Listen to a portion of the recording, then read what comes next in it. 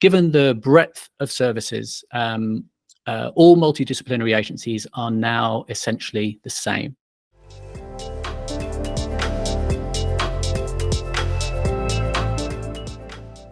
Hello, I'm Neil Perkin, the host of Think with Google Firestarters. And Firestarters is a series of insightful conversations with the interested and the interesting of the marketing, advertising and innovation communities.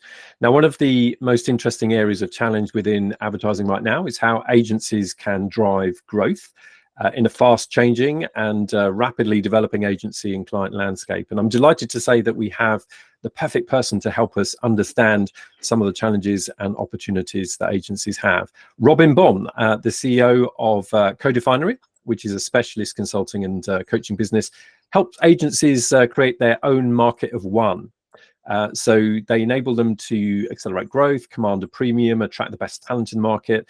And he's advised many of the world's best known agencies, from indies like Analog Folk and Amplify and Stink Studios to network agencies, including DDB and McCann and Mullen Lowe.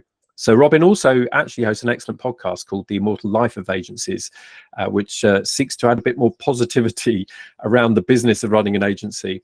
He's also a Marketing Week columnist, the co-chair of BEMA's Future Growth Council, and a mentor for She Says, supporting women and non-binary people in the creative industries. So Rob, welcome to Firestarters. Delighted to have you on. Could you tell us a bit more about what you do, and also, of course, what your provocation is for the Firestarters audience? Yeah, wonderful. Thank you, Neil. I'm delighted to be here. It's something that I've aspired to appear on for a long time, so I'm thrilled to be here. Thank you for the invitation. I'm not sure the listeners probably want to hear much more about that lengthy introduction. I'm almost tired just listening to all of it. There's so much stuff to do, but it's all good. The simple way of describing what Definery does is really we help agencies figure out what they're uniquely good at, and then we help them command a premium with the work that they do.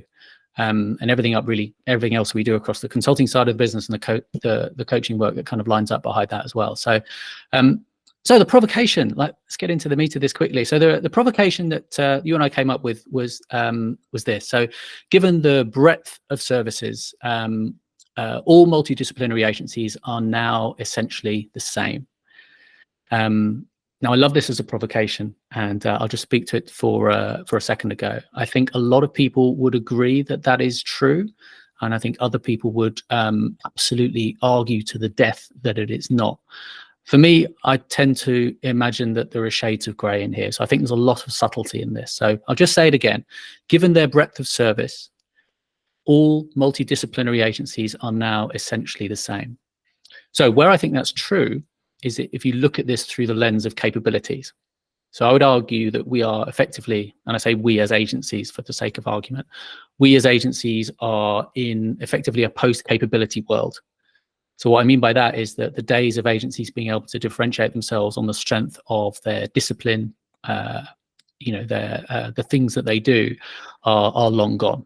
And that, I think, stands to reason. There's very few agencies that just do one thing very well. You don't see any ad agencies that don't do social. You don't see any, SEO businesses that aren't into content, and so it goes on. So yeah, I think if you look at that statement through the lens of capability, agencies are very, very similar. Now, I think the truth of the matter is that when you start to look at the best performing agencies in the marketplace, you get some quite interesting things come out. So one of the things I like to do if I'm at a conference is to ask everybody in the audience, who is the agency you can think of that's absolutely smashing it?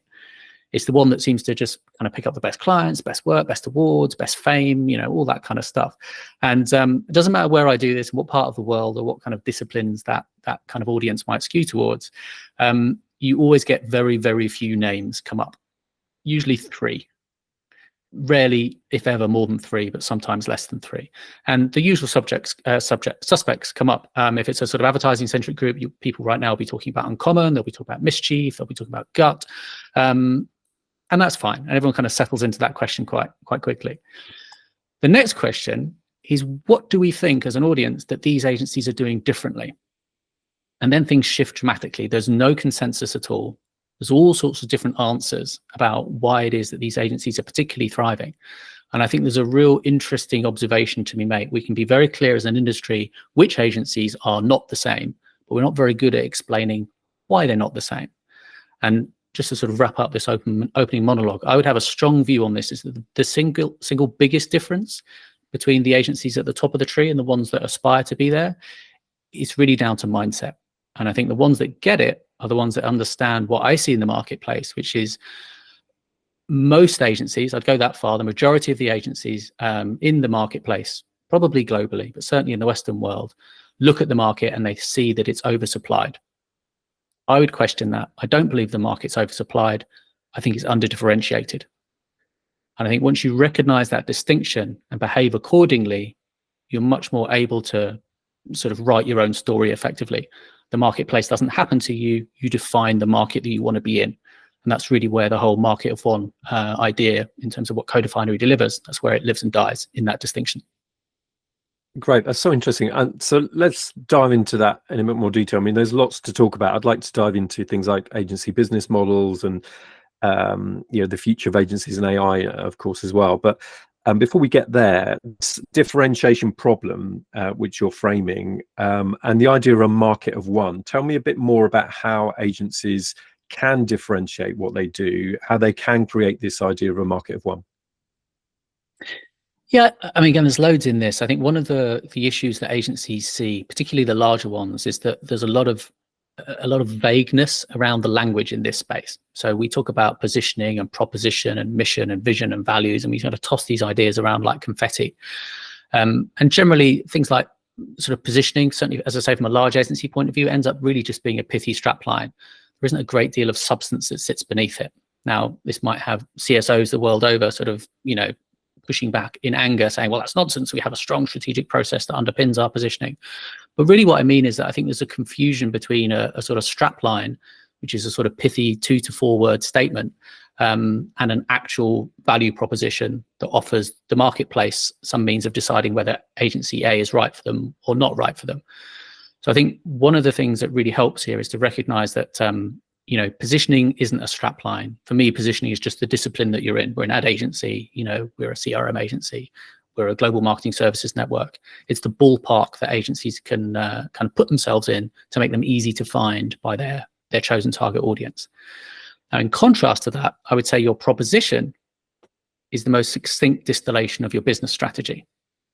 So the sad truth, I think, here, and I know this from having done this for a long time, and we probably repositioned 120, 130 agencies over the years, is that when you ask an agency what your business strategy is, you get quite a woolly answer quite a lot of the time. And that's never better exemplified than when you ask an agency who their target audience is. And you either get very, very top line ideas, or we look after what target CMOs because they have money and authority, which is, incredibly broad, or you get very granular sort of pen portrait ideas. Our target audience is Jane. She's a head of UX in a financial services business. I think there's space for that level of granularity in pen portrait, but that's really more of a marketing question. What I'm talking about is having a clear conceptual target that you can start to own, because once you're clear about who you super serve and you're able to define that conceptual group, and you're able to define the problem that you solve for them, rather than trying to be all things to all people, that's really what starts to put a valuable value proposition together, and that's really what allows an agency to own its space. Okay, and you mentioned earlier about some of the agency names which might typically come up if you were to ask 200 people that question, but obviously proposition relates to how they make money as well. So let's just begin, before we get to the sort of business model money part, perhaps a bit more on the agencies which are doing proposition really well. So is this restricted to a certain type of agency, or is this really about kind of networks and creative studios at sort of both ends of the scale, I suppose, which are actually defining their propositions well? Who's doing it well? Yeah, it's a really interesting question, because I think this is really an emerging trend. And the obvious answer to who's got a meaningful proposition is probably Uncommon Creative Studio.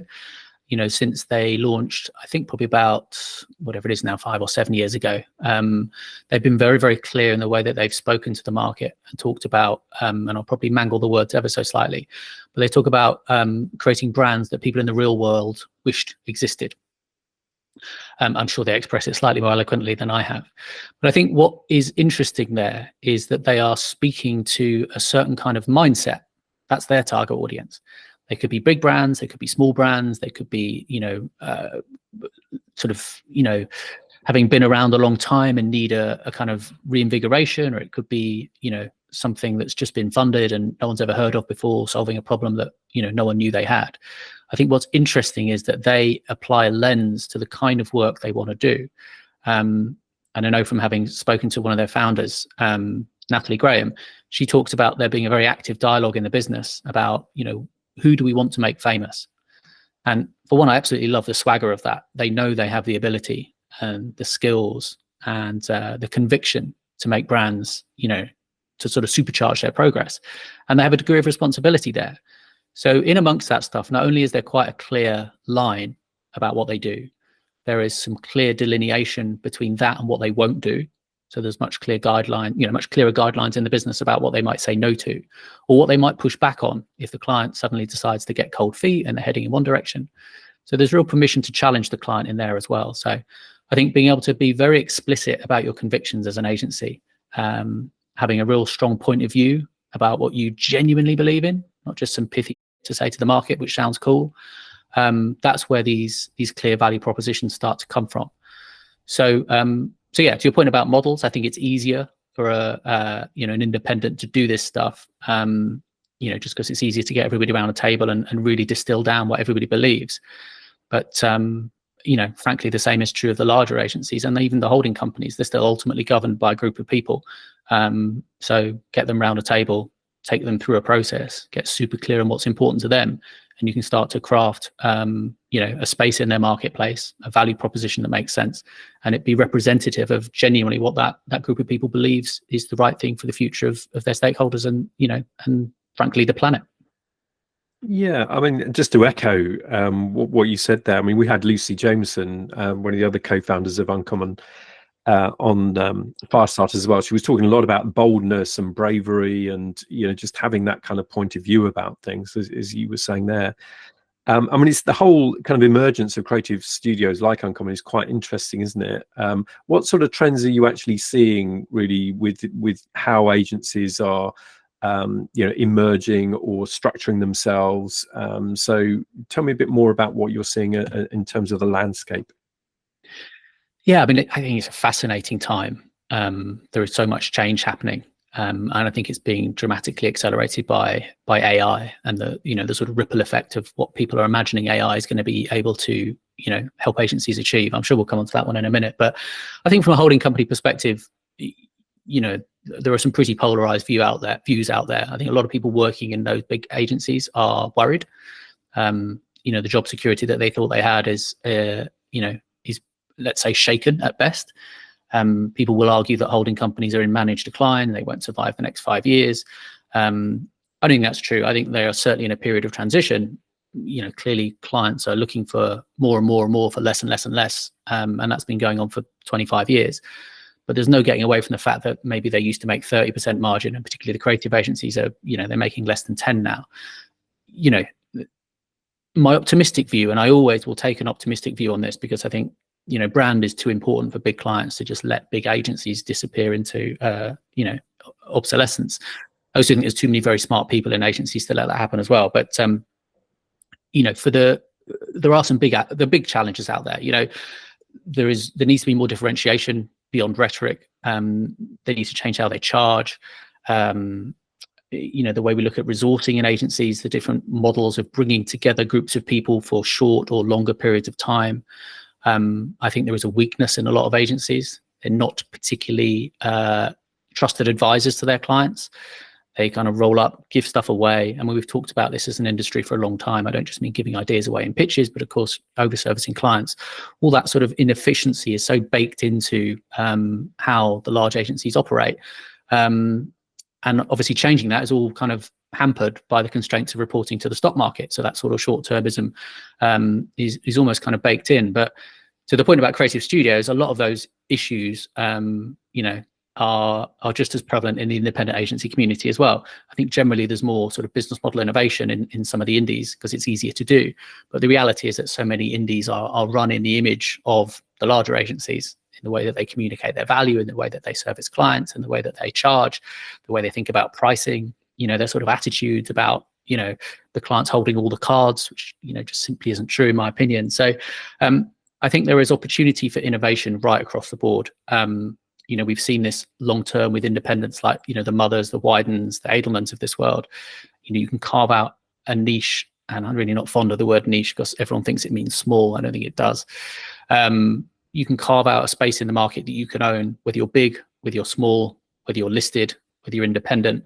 I don't think any of those are fundamental blockers to creating that kind of, ownable space that, that I think agencies should aspire to.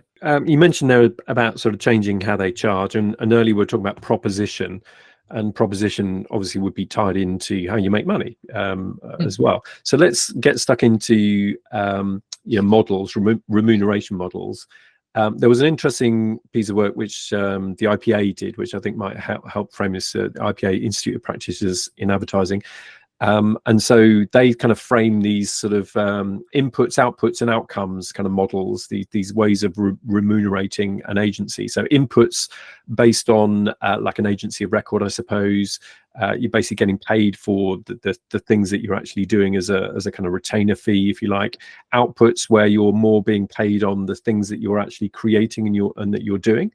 And then outcomes is, of course, paid on performance or the result of the kind of work that you're actually doing. So 3 very different models there. What are the trends that you're seeing in terms of how agencies are redeveloping their remuneration or the way in which they need to?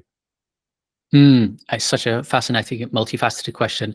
I also think sometimes it's the wrong question. We get very sucked into what are the emergent pricing models, when actually I think the models are not actually that innovative. We see them all around us in our daily lives.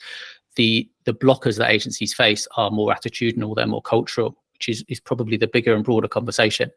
It's almost important, I think, to go a step back before we go forward. So you and I have spoken before about something called the smile curve. It came out of Acer Computers in the early 90s, a guy called Stan Shih that created it. This probably won't work super visually for anybody who's listening to this podcast on their headphones, but the basic premise of the smile curve is that there is a smile-shaped curve which tracks the way that agencies' value is perceived by their clients over the chronology of a typical, project, let's say. So if you think of the tip of the smile on one side, it's at its highest when the client is doing the thinking, so the strategizing, the concepts, etc. It then dips in the middle of the smile when the agency gets into things like, the sort of legwork, if you like. So the kind of creation, the distribution of the work, and then the smile sort of returns back to its tip, and the curve rises again when the client perceives value in things like measurement and the iteration and optimization of the work. So that's the kind of classic smile. The problem comes is when you overlay how agencies make money over the top of that, and effectively the smile is turned upside down. So that same sort of left-hand end of the timeline, agencies are giving stuff away at the point when the client values it most. So again, the strategy, the concepting, stuff like that. When you get into the legwork is the top, the sort of peak of the hill, if you like, where agencies are sort of hoping to make their money back, which is where the client values their services least. And then oftentimes agencies will be, sort of less beholden, if you like, or at least less able to get into a meaningful conversation about how successful the work has been. But it's the middle of the curve that I think is mostly relevant here, because if you're an agency and you give a lot of stuff away, particularly thinking, and then you're looking to make money on the delivery, the doing, that's going to become, even more problematic as time goes on. Monk's chairman, Sir Martin Sorrell, he was in the press, I think, towards the back end of last year. He said, for anybody selling time, AI is going to be a double-edged sword. I have to take my hat off to Sir Martin there. I think that's probably the best understatement I've heard in a long time. It beggars belief to imagine that your business model as an agency is not going to change if, a machine with a big red button can't just be pressed and all of a sudden loads of stuff is created at speed. The idea that clients aren't going to, and aren't already wanting those savings back is a nonsense. So that's why we're having to look at very different ways of charging for our work. So to go on to your kind of point about the business model, or at least the way that agencies capture value from the marketplace. The fundamental challenge is if you're selling, time, then you have a constraint on how much money you can make, because if you want to do more stuff, you need more people, and that's fundamentally limiting. So why wouldn't you, particularly with the sort of catalytic effect of AI coming into the market, why wouldn't you want to put together packages of value that allow your client to say, right, I'll have one of those or one of those, in the same way that we say, right, I don't want an iPhone, it's too expensive, I'll have a Samsung instead, or whatever it's going to be. The market can make a choice. And I think that subjectivity is one of the mindset shifts which are so important. I can spend 250 quid buying a gig ticket to go to see Bob Dylan, and I did, and it was a bit which I expected, because Bob Dylan, bless him, he's still touring, but he's famously a bit ramshackle when he plays. I think the following week I spent 25 quid to go and watch Steve Mason play, ex of the Beta Band, if anybody's into that stuff, and it was amazing. So you pay your money, you take your choice. The question is whether I'd go and see Bob Dylan again. Probably not. Would I pay more to go see Steve Mason again in the future? 100% I would.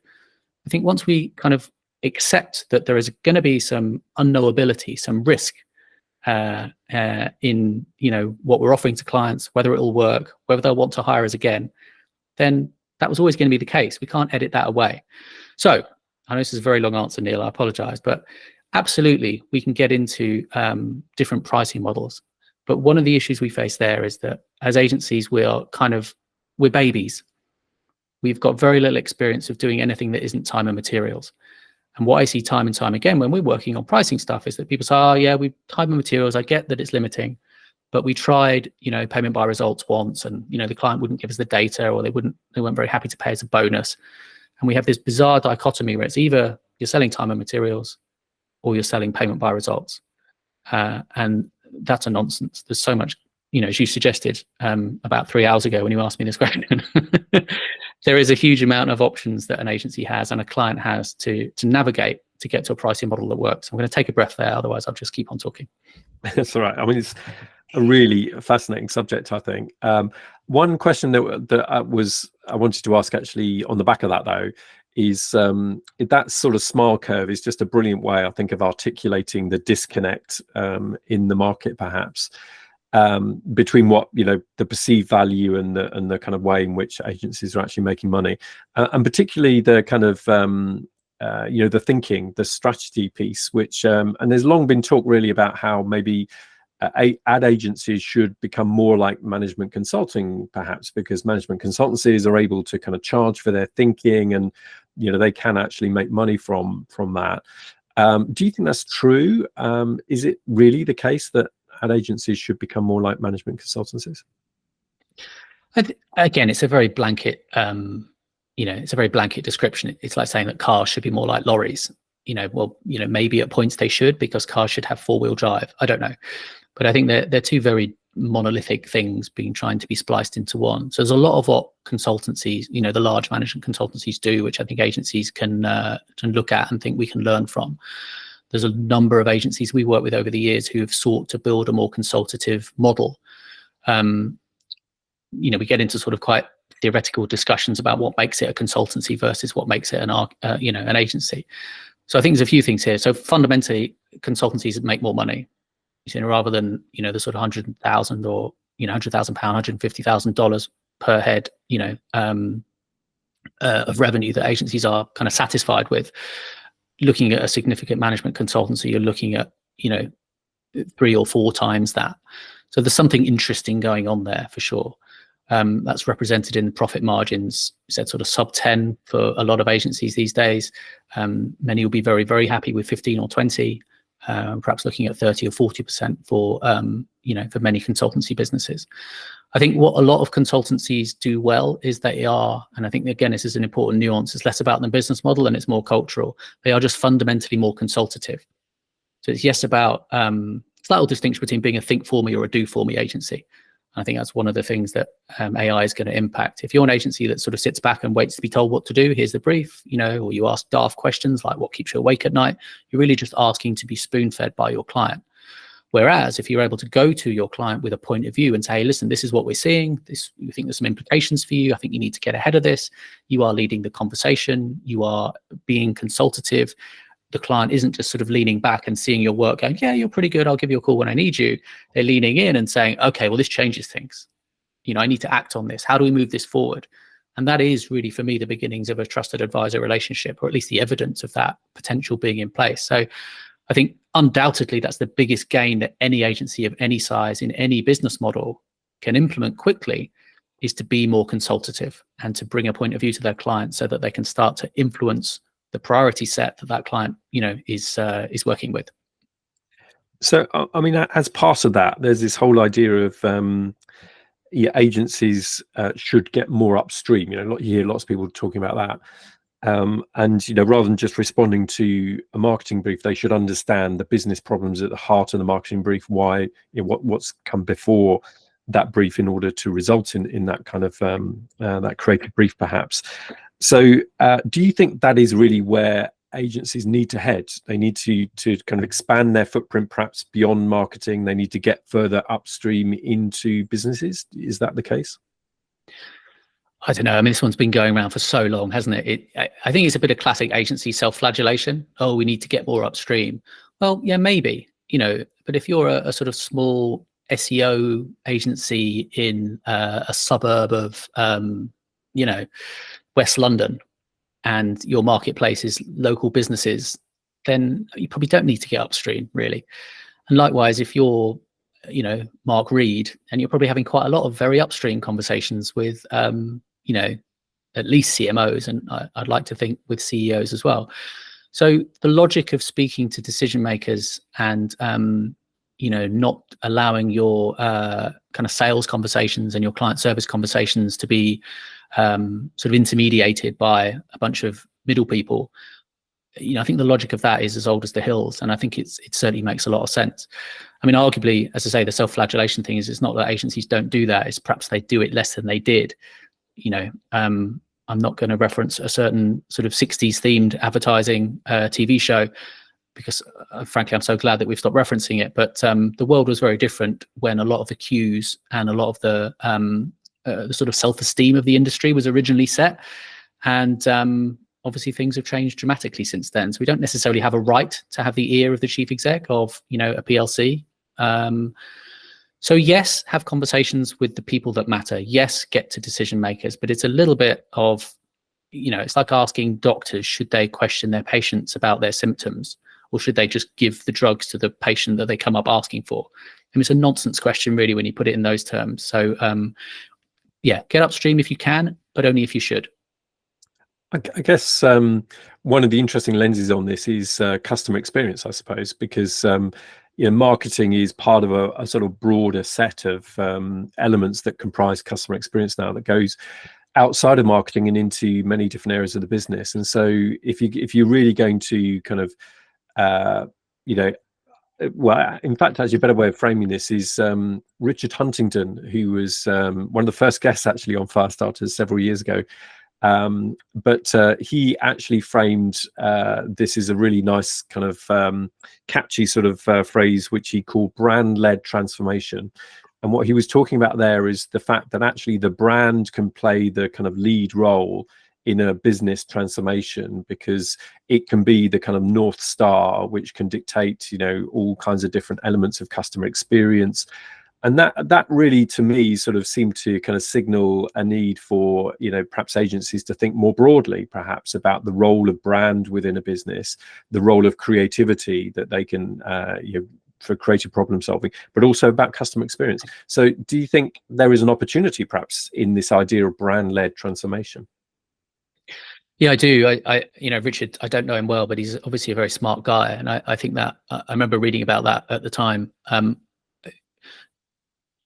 We've as an industry, and I suppose I'm talking about mainstream advertising and, creative and media agencies. So that sort of subset of the agency space. We have an incredible skill set and a credible depth of experience about what makes, businesses grow. I think where we've come unstuck over the last 20, 30 years is, failing to continue to grow the way that we apply those skills particularly as you quite rightly say, sort of customer experience has emerged as such an important battleground in the way that companies seek to sell and to develop loyalty on behalf of consumers.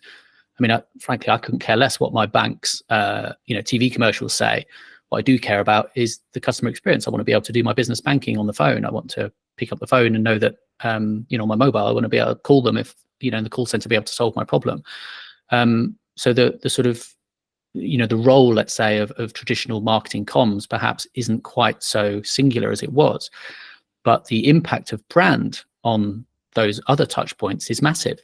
I mean, so the idea is to say that an agency wouldn't have a strong view about the way that brand is going to impact business performance. I think it does a disservice to the most senior, smartest people in agency land to suggest that they're not thinking in those terms. I think the question is whether they're all running so lean now and so busy chasing their tails that they just don't have the time and the headspace to be able to take those kinds of systemic thoughts and innovative thoughts to the client community, who are also under a ton of pressure themselves. Let's not forget. But again, I think the same thing applies. Sort of brand-led transformation.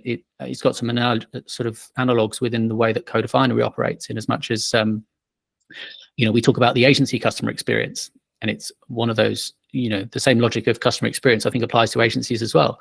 So if you're sort of relying on some pithy strapline, which doesn't make much sense on its own, you immediately need to unpack it and explain it. You're already on the back foot if you're trying to communicate the value of what your agency does. But of course, if every single touch point that your agency has, with all different stakeholders, also serves to substantiate a really clear value proposition, everything is proof of something.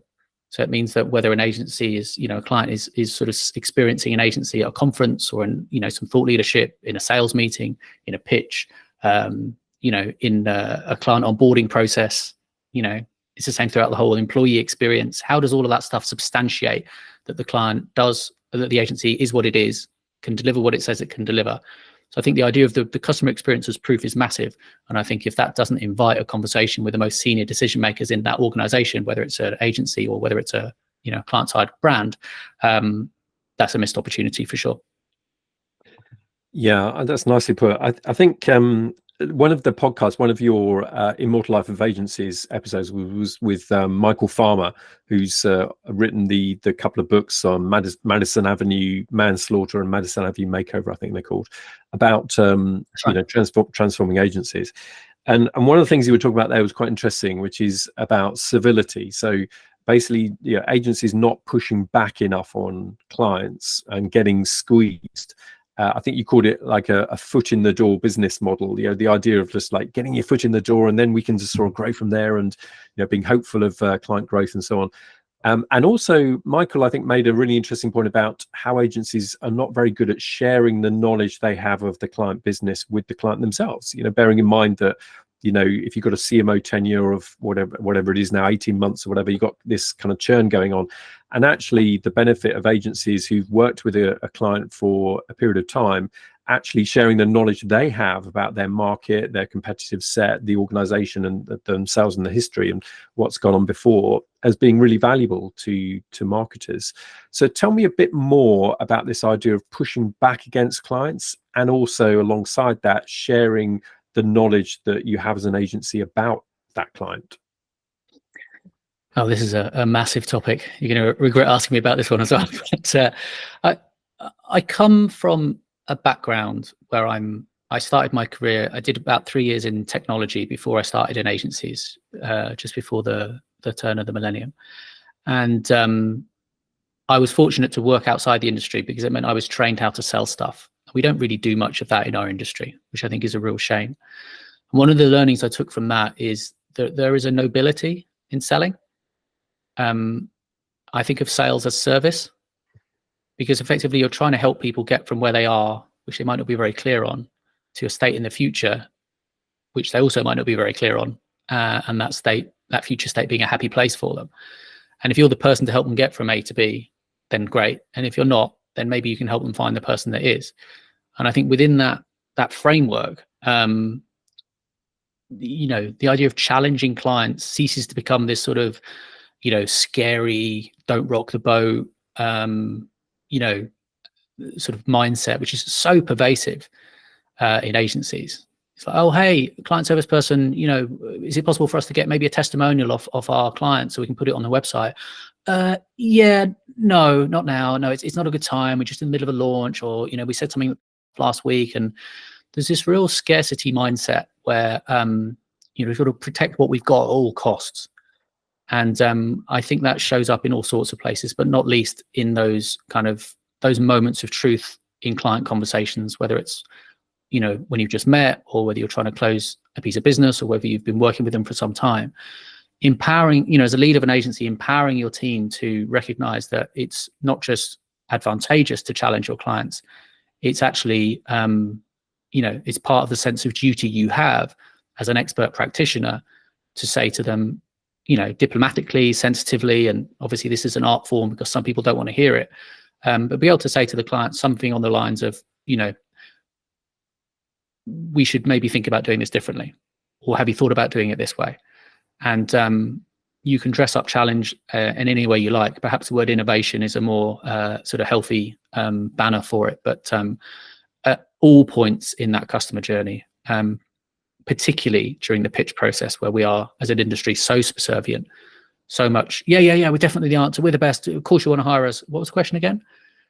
The unwillingness to say, yeah, that's not really something we do. The industry is peppered with stories of agencies actually, saying no to the client, or pulling out of a pitch late in the piece, or resigning a client, and it being the start of something really good. It being a really strong kind of teachable moment for the culture of the agency. It being an opportunity for the leadership to demonstrate that, we care about our people. So why we don't say no more often, and why we don't have a much broader debate about what no means, as opposed to the conventional definition being, oh, we say no to our clients all the time, which usually means, yeah, we decline the occasional pitch brief where there's no money or silly timings, or it's, an arms manufacturer. They sort of, the easy no's, they're immaterial. Of course you say no to that stuff. It's the difficult no's that are more interesting. So I think it's part of being a trusted advisor. We can't really whinge about not being in meaningful partnership with clients unless we learn to, to say what you mean and to bring useful contribution to the conversation. And I suppose that has implications, doesn't it? If you are kind of acting in that way, it makes it more difficult to maybe attract talent into the agency, if you're not able to kind of question or challenge, or really put a point of view forward. So the question of talent is quite an interesting one and gets talked about quite a lot. What do you think is some of the key challenges here around attracting talent into the advertising industry, and what do agencies need to do differently? Well, I mean, it's a complex system, but it's not particularly complicated. Most agencies are worried about top line growth. Pitching's hard, growing existing clients is hard. They're worried about the bottom line. There's pressure from procurement, there's pressure because they're over servicing and giving stuff away. And of course, the lack of money and momentum and morale in the system obviously then cascades down onto people, because frankly, what else is there? And if people are exhausted, if they are, underwhelmed at the lack of vision that the company is showing, if they are, if their mental health is at stake, if they're on the verge of burnout, if they're at risk of jumping ship, which a lot of people are a lot of the time, which, by the way, I think a lot of that has been exacerbated by, sort of hybrid working. The kind of cultural bonds that, tie agencies together are probably weaker than they've ever been. So, I'm always kind of we don't sort of talk about there being this sort of crunch, if you like, on hiring in the same way we did a couple of years ago, although I'm sure it's still present to some degree. But it would always tickle me when I heard it, because if you go and talk to agencies that are very clear on what they do and what they don't do and who they are and who they're not, they've got a queue of people waiting to join. It's not rocket science, is it? If you give the market, whether that's the talent market or the client market, something to buy into, then lo and behold, you're going to start to attract a disproportionate share of the best people. So I think you're right. If you're an agency that can say, in going back to Natalie and Lucy in Uncommon, if you can say, well, look, if you want to come here and work on brands that people in the real world are going to, welcome into their lives, fantastic. Come here, come and do the best work of your career. as opposed to any other agency saying, yeah, come along, we've got a good job for you. There's some financial services stuff to work on. There is, we've got a couple of retail clients. It's quite hard, it's quite, pacey stuff. It's a bit of a thankless task, but it pays the bills. I mean, come on. It's pretty simple which person any sane individual is going to want to, want to listen to and go and work for. Yeah, that's brilliant. And I think, your podcast, the Immortal Life Agencies, sort of strikes a very upbeat note. I think it's very optimistic about the potential of agencies to really kind of deliver outsized value to clients. So I guess we're running short of time, so I'd love to finish, if I may, with a similarly kind of optimistic or looking at the opportunities in front of you. So let me ask you a really difficult question now, which is around, if you were the CEO of an agency, let's say a mid-sized agency, whatever, and what would be the key opportunities? How would you view those opportunities? And how would you talk about your agency differently? What would you do in order to kind of really kind of capitalize on the opportunity in front of you? And you asked me this when we're short of time, Neil. I mean, come on. I mean, there are a set of principles that we see as being critical to creating a market of one for the agencies we work with. And the first one is that you've got to believe that it's possible. Because if you don't, it's a non-starter. So if I was running an agency, let's take it as read that I would fundamentally believe that it was possible. I would have strong convictions about the kind of work I wanted to do and kind of work I didn't want to do. I'll be able to articulate a belief in the same way that I can for Definery. I would recognize that I would need a clear strategy, not just some, pithy strap line that sounds cool. There needs to be real substance in it. And I'd make sure I made, the difference I was claiming, I'd make sure I'd made it real. I'd make sure the whole customer experience of my agency substantiated the claim of expertise I was making. And I think I would be very clear that my job as a sort of sales entity, and arguably everything in the agency is a sales entity, would be designed to inspire clients rather than persuade them. I think we should fire ourselves as, from our sort of presumed job that we're here to persuade clients. We're not trying to crowbar them into doing stuff they don't want to do. We're there to inspire them to do the things that they need to do. So to make my answer maybe a little bit more practical, I would probably still run a consultancy business. I'm very interested in the way AI is changing, or certainly accelerating change in the market. I think there's going to continue to be a sort of premiumization, if you like, of human endeavor and human creativity in the broadest sense, whether that's data science or traditional advertising creativity or innovation in customer experience, whatever else. So I think being able to advise clients, being a mid-sized agency that's able to advise clients on kind of those core strategic matters, that's how I would be looking to achieve 40% margin. And the other thing is I probably wouldn't be looking to grow it to sell it. I have no real interest in that kind of lifestyle, which is why I run my own company. I've got no great interest in being, a listed business either, because of the constraints that brings. So he pays your money, he takes your choice. That's what I would do. And I would certainly be optimistic about it because, frankly, there's no reason not to be optimistic about anything, right? Absolutely, and that's a great note on which to close the podcast. So my thanks to Robin Bonn. Super insightful, super interesting, lots to dive into there. But thank you so much, Robin, for being part of Firestarters. And just to say, if you enjoyed this episode, of course, don't forget to subscribe and also to share the episode. But once again, thank you, Robin, for being part of Firestarters. It's been a pleasure, Neil. Thank you too.